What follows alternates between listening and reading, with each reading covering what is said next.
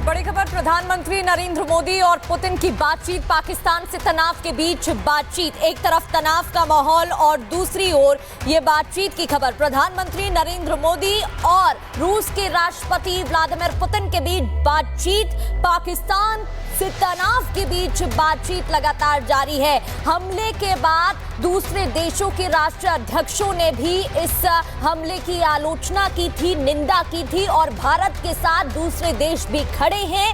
वक्त वक्त पर ट्वीट सामने आए हैं और उनकी तरफ से बयान भी दिए गए हैं। लगातार रूस से बातचीत हो रही है। इससे पहले भारत के विदेश मंत्री और रूस के विदेश मंत्री के बीच में बातचीत और अब प्रधानमंत्री नरेंद्र मोदी और पुतिन की बातचीत। और एक और बड़ी खबर आपको बता दें, एक तरफ पीएम मोदी और रूसी राष्ट्रपति पुतिन की बातचीत हुई है। इसके पहले भी अमेरिकी राष्ट्रपति डोनाल्ड ट्रंप भी प्रधानमंत्री नरेंद्र मोदी इससे बात कर चुके हैं और भारत में पहलगाम में जो हमला हुआ है, उन्होंने साफ कहा था कि आतंकवाद को किसी भी कीमत पे बर्दाश्त नहीं किया जाएगा। आतंकवाद के खिलाफ भारत जो भी कदम उठाता है उसमें भारत के साथ हैं। और अब व्लादिमीर पुतिन, रूस के राष्ट्रपति, उन्होंने भी प्रधानमंत्री नरेंद्र मोदी से बात की है।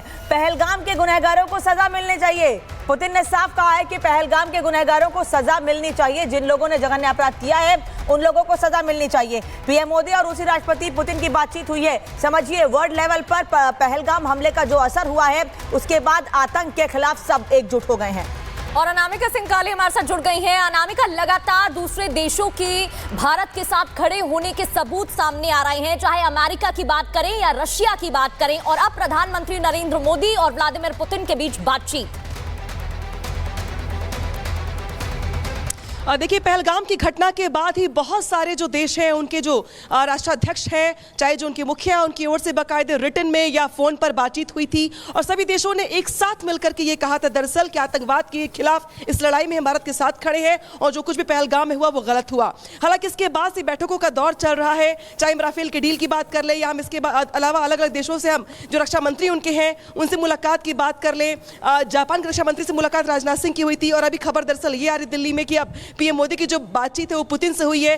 तो ये मुलाकातें और ये बातें बताती हैं कि जिस तरीके से भारत की ओर से पहलगाम में हुई घटना के बाद बड़े एक्शन की तैयारी है, तो कई देशों का साथ यहां पर मिलता हुआ दिखाई दे रहा है, क्योंकि कई देशों ने एक सुर में आतंकवाद के खिलाफ लड़ाई लड़ने की बात कही थी। जिस तरीके से भारत की ओर से तैयारी चल रही है, उस बीच ये मुलाकातें और ये बातें काफी अहम हो जाती है और ये बताती भी है कि जिस तरीके से पाकिस्तान की ओर से भले कई देशों से मदद मांगने की गुहार लगाई जा रही हो, मदद की भीख मांगी जा रही हो, लेकिन पाकिस्तान पूरी दुनिया में बेनकाब हो चुका है और पूरी दुनिया ये जानती है कि पाकिस्तान जो आतंक की खेती करता है। और ऐसे में पुतिन का बात करना पीएम मोदी से ये दिखाता है कि पुतिन समेत अमेरिका समेत कई ताकतवर देश जो है वो साथ खड़े हैं भारत के इस लड़ाई में। और भारत जो स्ट्रेटेजी प्लान कर रहा है, जो ब्लूप्रिंट तैयार कर रहा है, जिस तरीके से एक रणनीति तैयार कर रहा है, उस रणनीति में कहीं ना कहीं जो सलाह मशवरा है, जो सुझाव।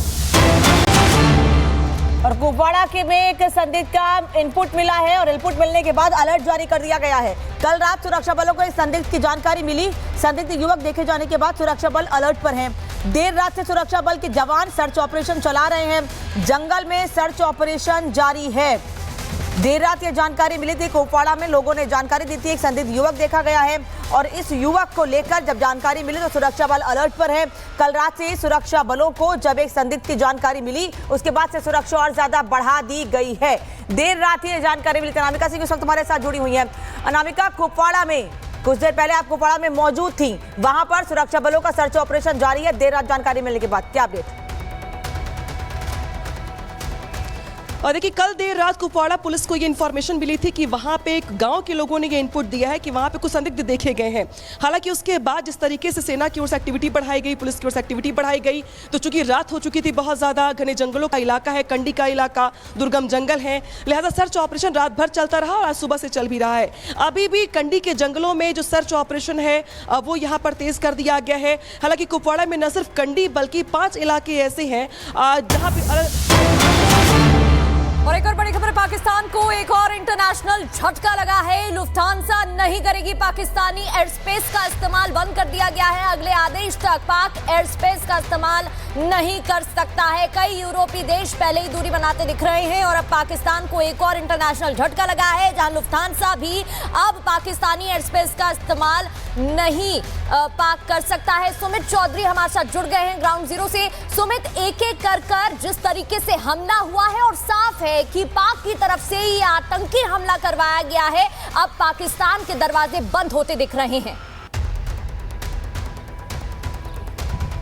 देखिए, लगातार ये पूरी जो तस्वीर है वो धीरे धीरे साफ हो रही है और वो तमाम सबूत जो हिंदुस्तान की तरफ से पाकिस्तान को लेकर पूरे इंटरनेशनल फ्रेटर्निटी को, तमाम देशों को दिए गए हैं, वो भी इस पर अपनी सहमति कहीं ना कहीं जताते हुए नजर आ रहे हैं। और जो इंटरनेशनल फ्रेटर्निटी है वो भी आखिर कैसे भारत के साथ खड़ी हो रही है। खुद आज प्रधानमंत्री नरेंद्र मोदी की बात जो है वो रूसी राष्ट्रपति से भी हुई है, वहीं से पहले अमेरिका भारत का समर्थन कर चुका है, जापान के साथ आज रक्षा मंत्री की बात हुई है। और तमाम एयर स्पेस जिस तरीके से पाकिस्तान का जो है वो को लेकर जो खबरें लगातार सामने आ रही हैं वो ये बता रही हैं कि तमाम देश अब दूरी पाकिस्तान से बनाते हुए नजर आ रहे हैं। और भारत ने जो तमाम तरीके के जो बैन हैं वो पाकिस्तान को लेकर लगाए हैं। चाहे सुमित वापस लौट रहे हैं, एक और अहम जानकारी मिल रही है। बता दें, सिंधु समझौता रद्द होने के बाद भारत के तेवर कड़े हो गए हैं। हाइड्रो पावर प्रोजेक्ट के काम तेजी से बढ़ाएगा भारत। इस मामले पर अब अगले हफ्ते प्रोफाइल बैठक होगी। गृह मंत्री अमित शाह के नेतृत्व में बड़ी बैठक होनी है। जम्मू कश्मीर के प्रोजेक्ट का काम तेज करेगा भारत। जम्मू कश्मीर में जो प्रोजेक्ट हैं, पेंडिंग हैं, उनको भी पूरा किया जाएगा। हाई पावर प्रोजेक्ट का काम अब तेजी से बढ़ाएगा भारत। पूरी अपडेट जतिन इस वक्त देंगे हमको। जतिन, बड़े कदम भारत उठा ही रहा है पाकिस्तान के खिलाफ, लेकिन अब हाई पावर प्रोजेक्ट के काम तेजी से बढ़ाएगा भारत जम्मू कश्मीर में। बिल्कुल, देखिए, आर्थिक तौर पर पाकिस्तान की जो कमर है वो तोड़ने की शुरुआत तभी हो गई थी जब सिंधु जल समझौते को भारत ने रद्द कर दिया था। इसका असर साफ तौर पर पाकिस्तान में पड़ेगा और कहीं ना कहीं 17,000 हेक्टेयर जमीन पर इसका असर पड़ेगा। लेकिन कश्मीर को किस तरीके से आगे बढ़ाना है, इसको लेकर भारत सरकार की पूरी कोशिश है। जो पावर प्लांट है, हाइड्रो पावर प्लांट, वो अब तेजी से इसमें काम किया जाएगा। और जो पानी वहां जा रहा था, उस पानी का इस्तेमाल किस तरीके से कश्मीर में बिजली बनाने के तौर पर किया जाएगा और उससे कश्मीर का कितना विकास होगा, कश्मीर के लोगों को कितनी सहूलतें होंगी, उसको लेकर ये तमाम फैसले भारत सरकार द्वारा लिए जा रहे हैं। इस तरीके के तकरीबन 6 से ज्यादा प्रोजेक्ट्स हैं जो कश्मीर में अभी भी पेंडिंग चल रहे हैं, जिनका काम जो है वो उतनी तेजी से नहीं चल पा रहा था। लेकिन अब भारत सरकार इस और बहुत तेजी से काम कर रही है कि जो कश्मीर के विकास को लेकर, कश्मीर की जरूरतों को लेकर, कश्मीर को किस तरीके से स्मार्ट सिटी के तौर पर, कश्मीर को किस तरीके से विकास और विकसित के तौर पर आगे ले जाया जाए, उसी को लेकर तमाम कोशिशें भारत सरकार की है। और कहीं ना कहीं जब हाइड्रो पावर प्लांट यहाँ पर एक पूरे तरीके से बनकर तैयार होगा, क्योंकि टूरिज्म के लिहाज से कश्मीर बेहद महत्वपूर्ण है,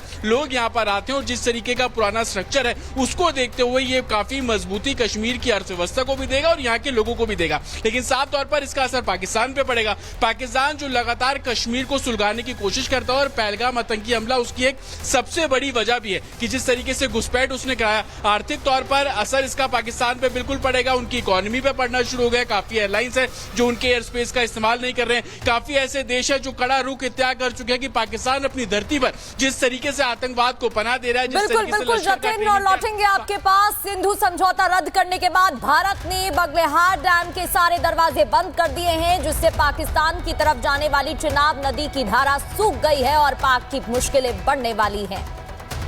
इस वक्त हम जो है चिनाब नदी पर बने Baglihar hydro active power project पर मौजूद हैं। तस्वीरें मैं सरजीवन से आप कहूंगा आपको दिखाएं कि अब भारत जो है वो अपनी मर्जी से पानी रेगुलेट